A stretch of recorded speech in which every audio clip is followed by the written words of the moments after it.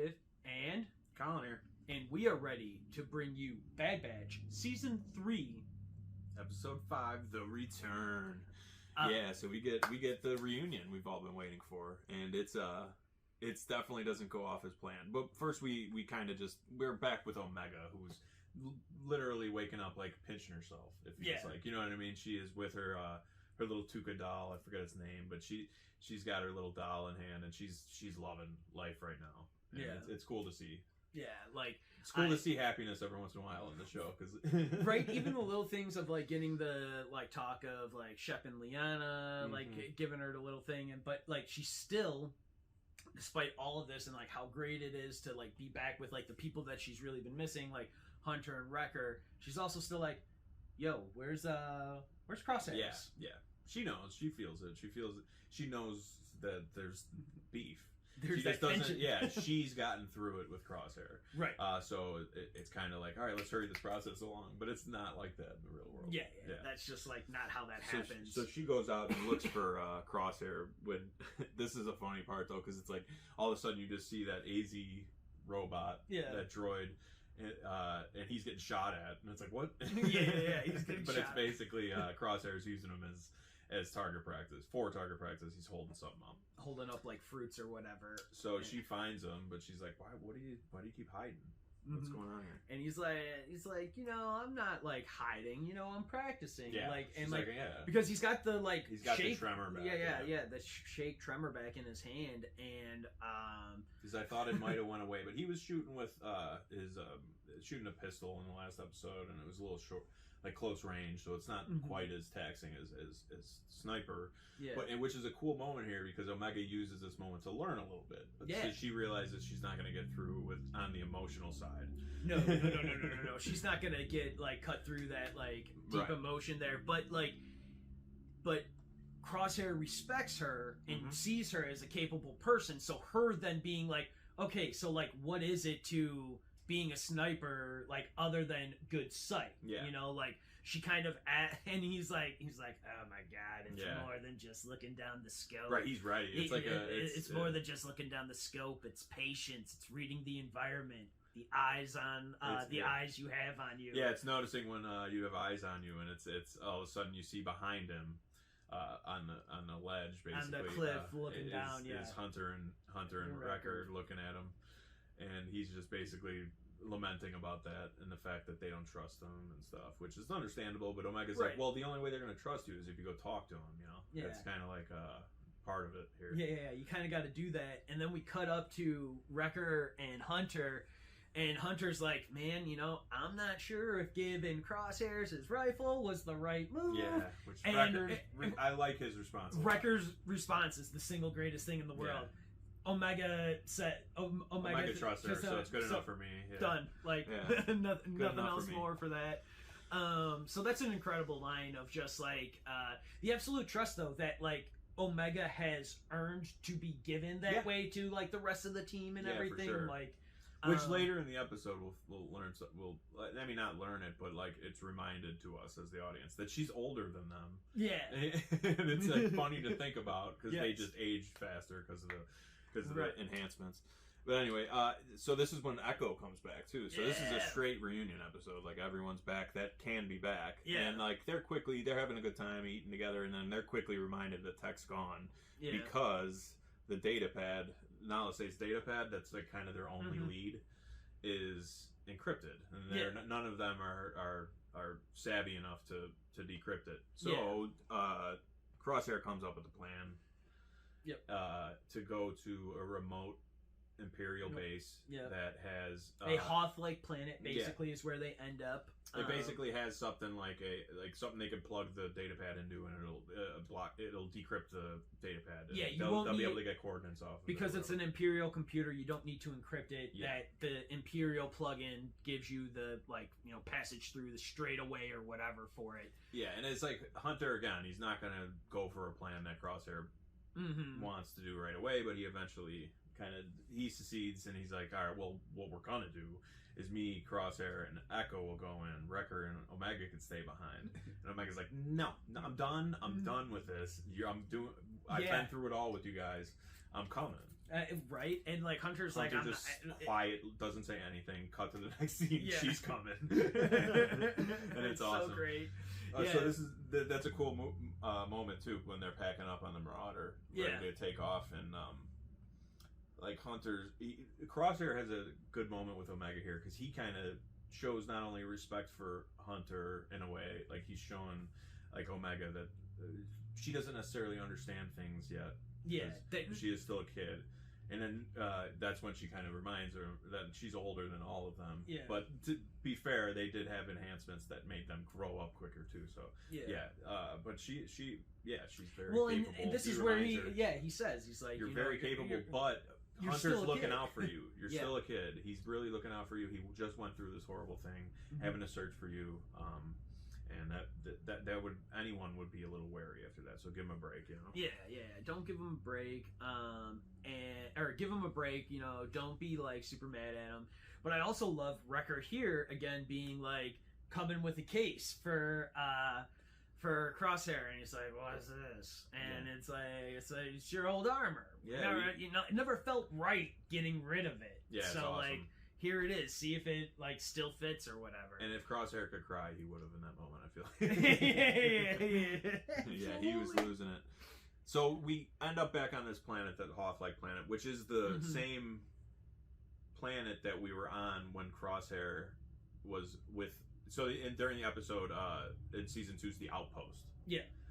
Where it was a Crosshair heavy episode where he was sent out to an Imperial base to find out like these rebels were coming in and out of this base, and they had to deal with them, and they ran into Commander Mayday and his crew, and things don't go well in that episode, put it that way. Yeah. This is basically the beginning of the end for Crosshair in the Imperial's eyes, because he ends up killing the Imperial officer that he was under the command of, and he gets sent to prison after. So we're at that planet, and it's interesting because it's clearly something that meant something to Crosshair. Yeah, right. Because I'm like, there's probably other planets they could have went to, but but they go to this one specifically. And like Hunter's all mad still, being like, like you said you were a remote planet you were taking us to, not this like is empty. This is abandoned and stuff. And then there's these sensors going off, which is tripping out Batcher. Yeah. Who's along for the ride too, which I love.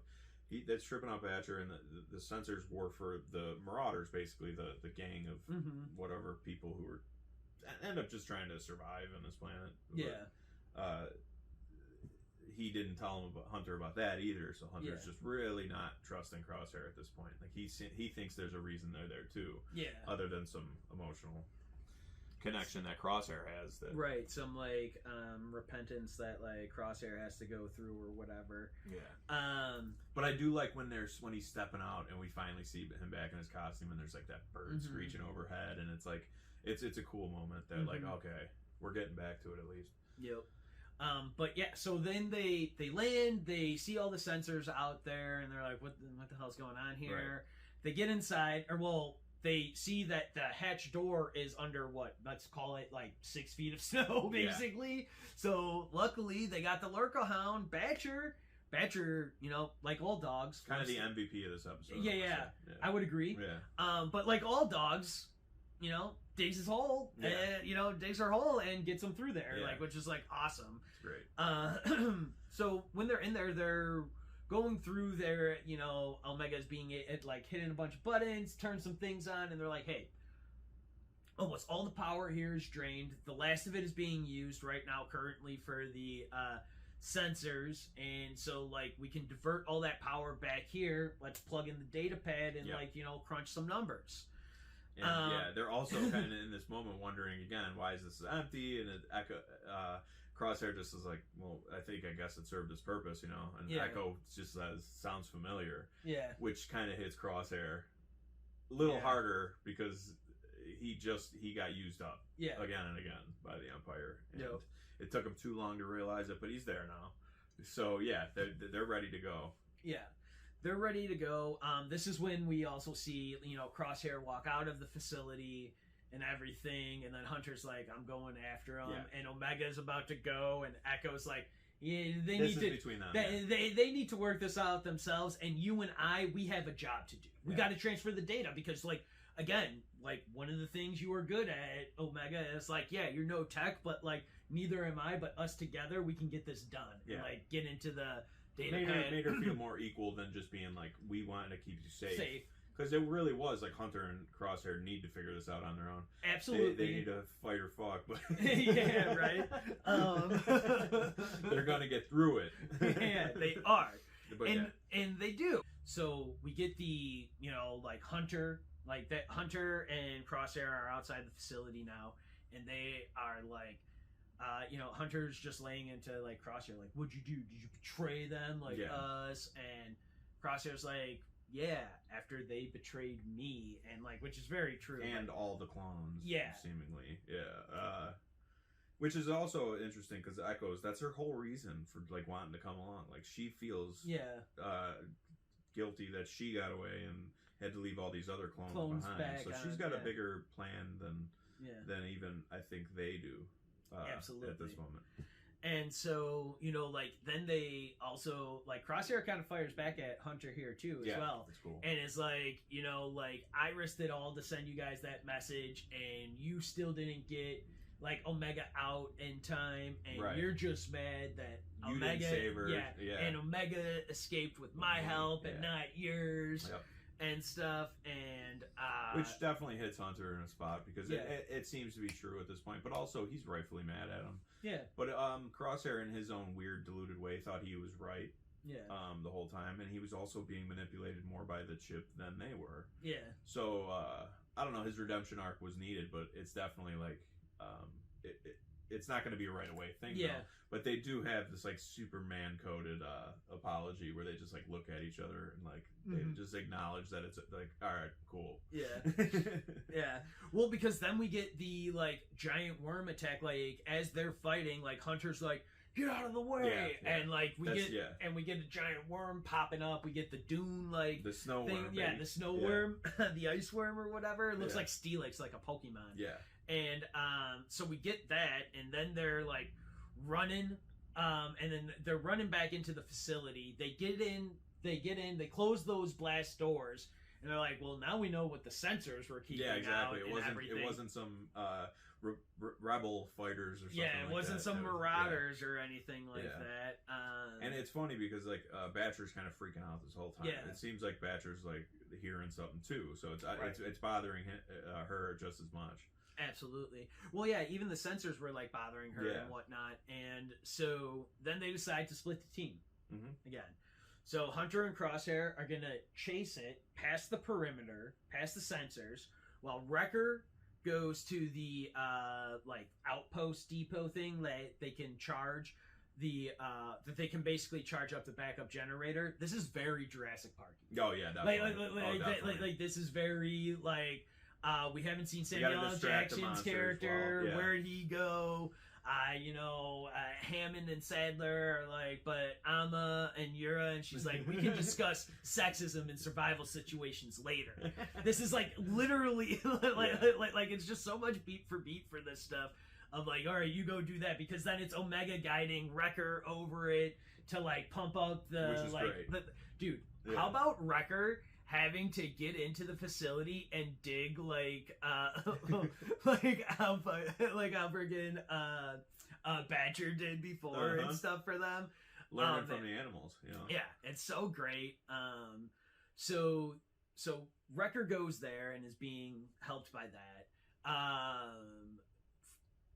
Crosshair and Hunter get attacked by the worm as they're running past the sensors. Hunter falls through. They're able to track. They'll be able to track Hunter through the tunnels that the worm has been making the entire time. Right. Because Batcher will be able to at least smell or pick up the scent. It seems like that's what I'm assuming by what Crosshair meant by tracking. Yep. Because like right away, like Hunter starts moving, and then you see Batcher start moving, and then Crosshair. And then Echo goes up into the tower to start giving him like a little bit eyes in the sky. You really get a Tremors feeling here, and you get the teamwork like no other. Like they are each doing their thing in this moment. Yeah, you know? And it's great. Yeah, you get the Echo calling like, all right, you're about 400 meters from the perimeter. now there's no sign of that thing, and like, so Wrecker gets everything primed, rared, and ready to go. Omega just needs to be told, like, hey, hit the button. Hit it. They don't know where it is. They finally get past the sensors, though. They know that Crosshair, Badger, and Hunter are all past the sensors now. And they're kind of running at each other. But and they find some weak ice, though. Right. And, like, Crosshair's like, we're going to try and break through. And Hunter's like, trying? And Crosshair's glad back. It's like I'm glad you heard me correctly. Because he shoots, and it almost seems like he's shooting Crosshair in this moment. Yeah. Because he pushes him out of the way, though, and shoots the ice. Yeah. Hits it a few times, and done. And so we get a cut back to Echo and like all of them. He sees it, or no. I'm sorry, it's Hunter who hears it coming towards them. Yes, yeah. And he's like, because again, he does have that like sixth sense, basically. Yeah, and he like hears it coming from the tunnel, and he's like, it's past the sensors, we've got to run. Crosshair calls into Omega here, and is like, all right, turn it on the sensors. They're running, and they do like the superhero dive, crazy explosion dive with Badger over like to make it through like the sensors and everything. Yeah, Badger's really like kind of shining in this episode. Like I said, he's just kind of like, he's a character that is just introduced, and I already love him. Yeah, love her. Sorry. So like then they get past it, and the sensor gets up, and the worm's like, and Badger's like, just barks at it. And it's like, all right, I'm good. like just barking at it. But clearly it was communicating. They were communicating, and it made me wonder about Badger. Like, is it related to this thing, or like, you know what I mean? Oh yeah, maybe.